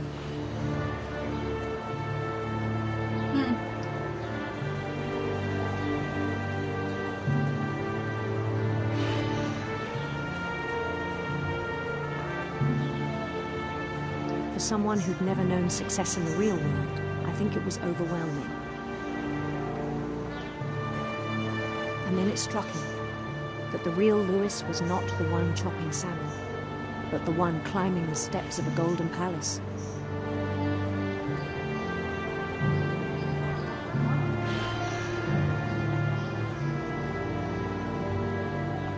My imagination is as real as my body, he told me.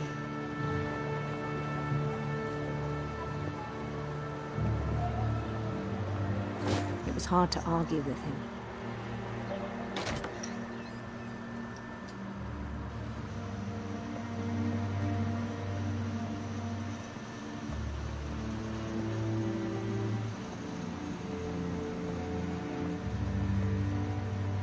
Began to forget the world we know.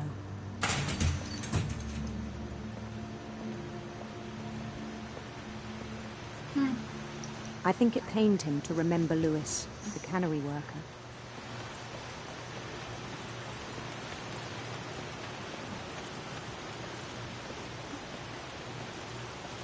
Yeesh.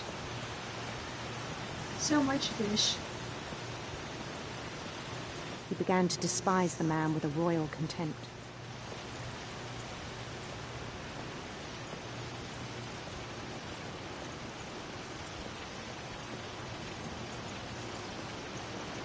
I still thought I could save him.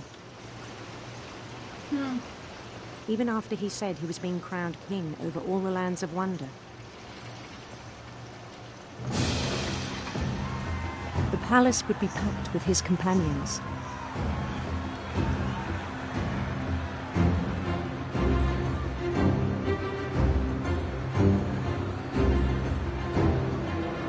That's actually kind of cute. Including the wise Calico who'd insisted on advising him.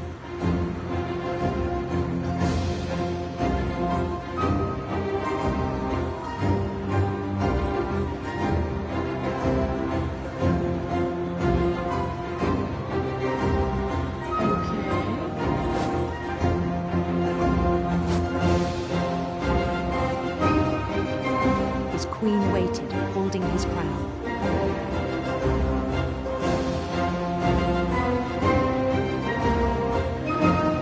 There was only one thing left to do.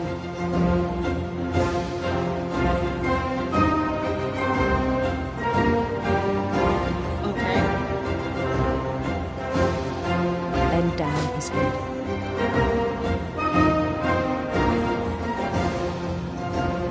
What?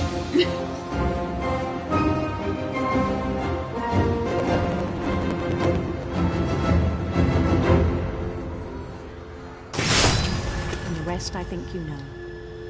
Mrs. Finch, your son was a kind man who will be missed by all of us who knew him.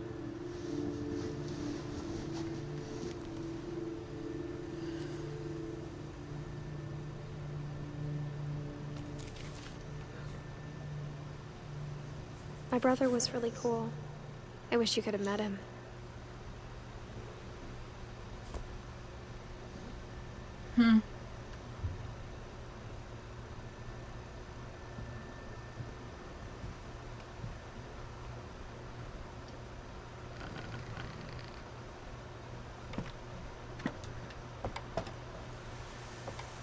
On the way back from Lewis's funeral, my mom told me to start packing.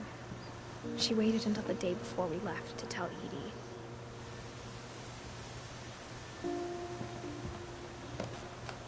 I'm not sure if she wanted to make it easier or harder. I wish we'd stayed.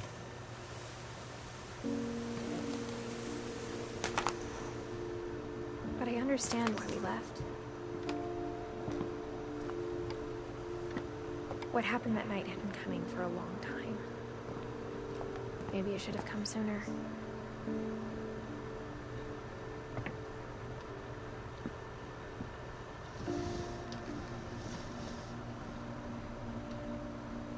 But it had to end one way or another. All that's left now is to tell you about that last night.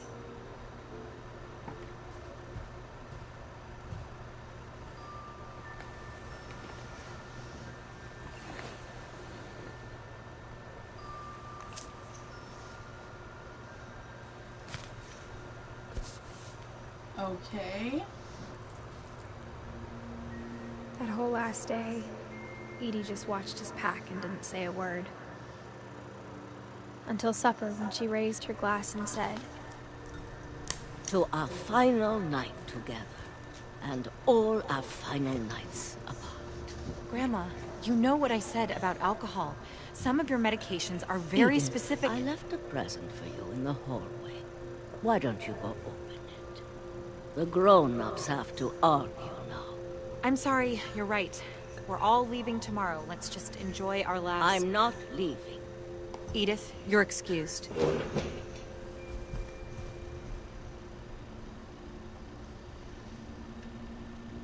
Okay. the power had been shut off that morning, but Edie always had plenty of candles. When my mom sealed the library, I don't think she knew about the other entrance. Or that Edie had a key to it.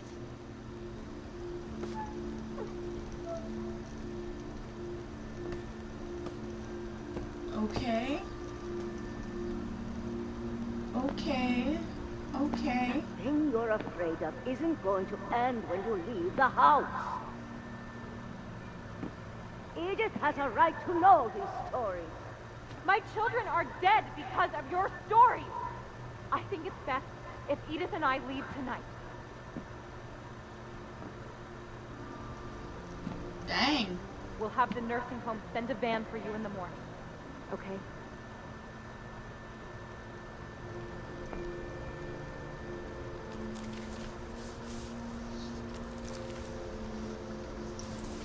Dear Edith, there's so many stories I wish I could tell you, but there's only time for one.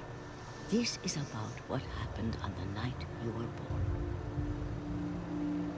That night, the tide went way, way out. It was the first and last time I ever saw the old house aground. There'd been an earthquake out in the middle of the ocean. They called it the lowest tide in 1,000 years. God, it smelled awful. No, I've seen that house every day of my life. Okay. But I never thought I'd go back to it.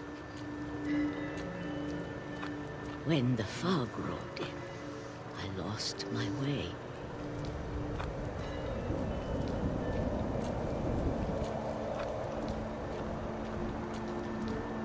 I got turned around.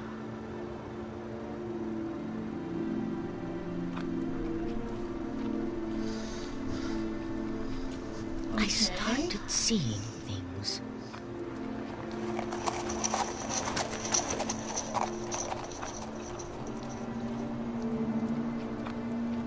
Grandma, you doing okay? Things I'd forgotten had ever existed.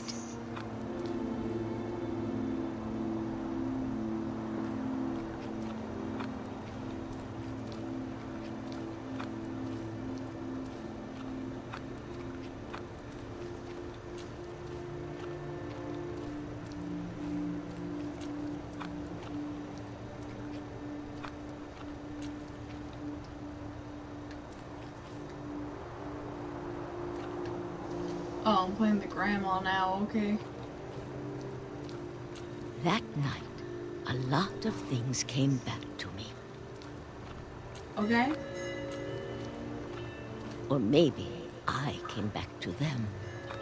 Oh boy.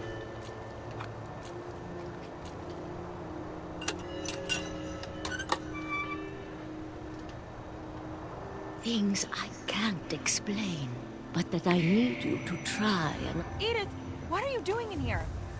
It's mine. Edith! Mom, you're gonna rip it! Let go! I kicked and screamed, but Mom dragged me to the car.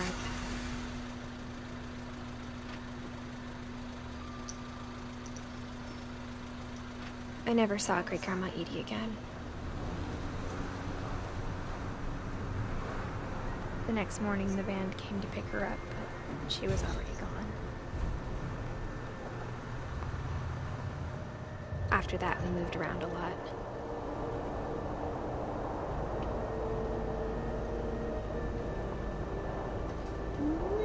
Oh, shit. We both tried to make the best of it.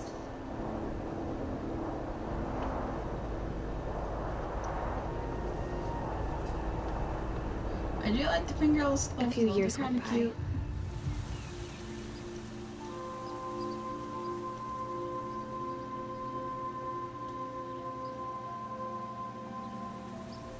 My mom didn't like to talk about it.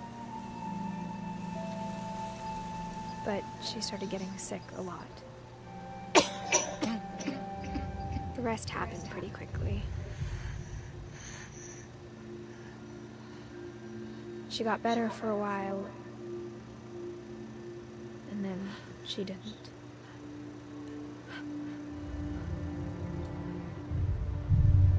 And then I was alone.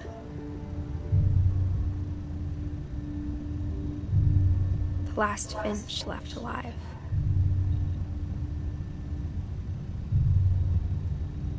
Until I found out about you.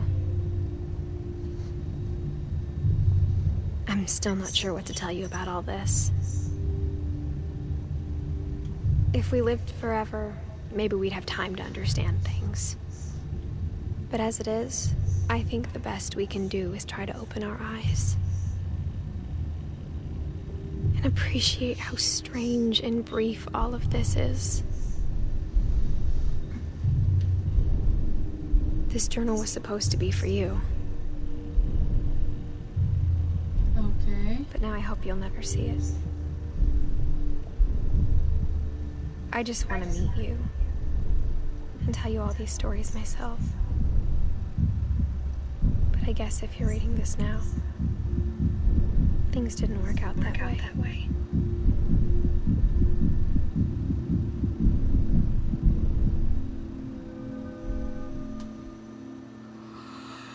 This is where your story begins. I'm sorry I won't be there to see it. It's a lot to ask, but I don't want you to be sad that I'm gone. I want you to be amazed that any of us ever had a chance to be here at all. Good luck.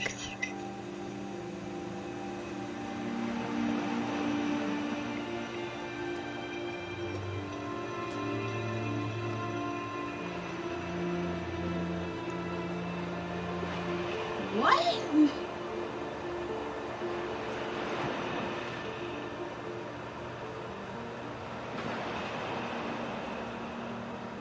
She died?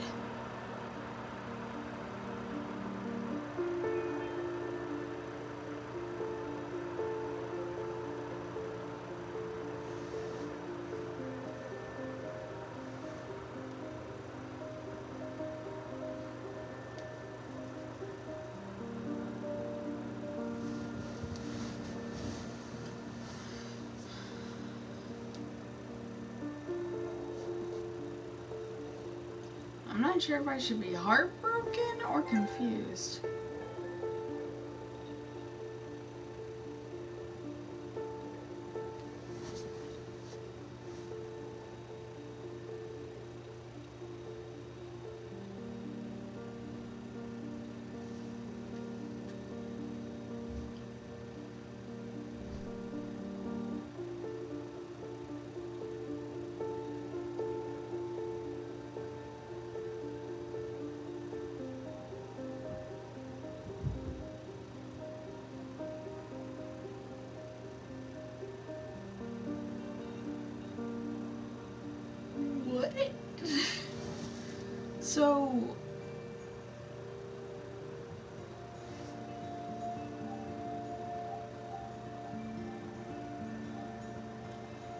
from what I got, everyone in the Finch family basically died.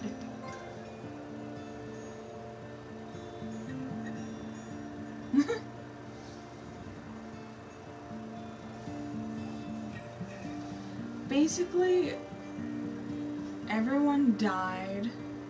Edith was the last Finch, but then she died probably during childbirth.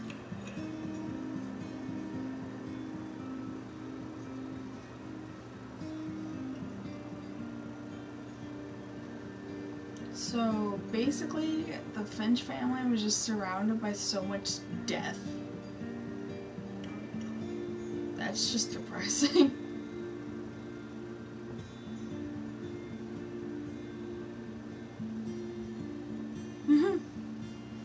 I'm guessing these are all the pictures of all the producers and stuff, all the game developers and stuff.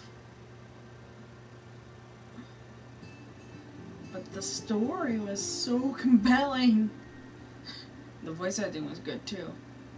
I'll give it that. It was good.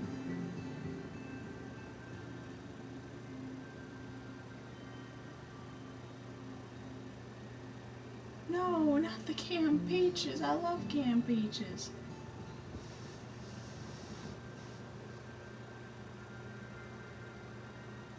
Okay.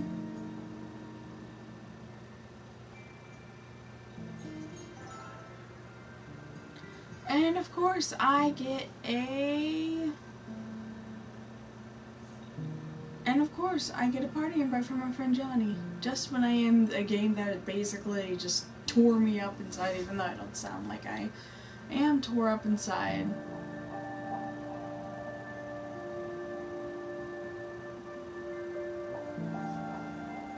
Huh.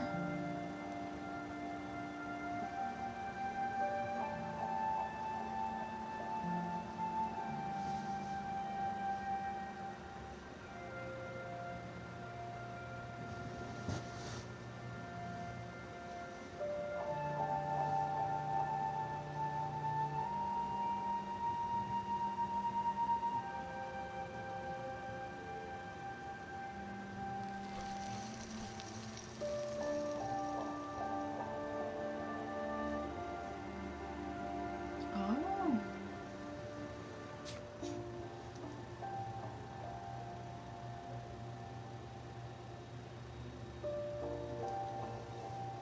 That's cool.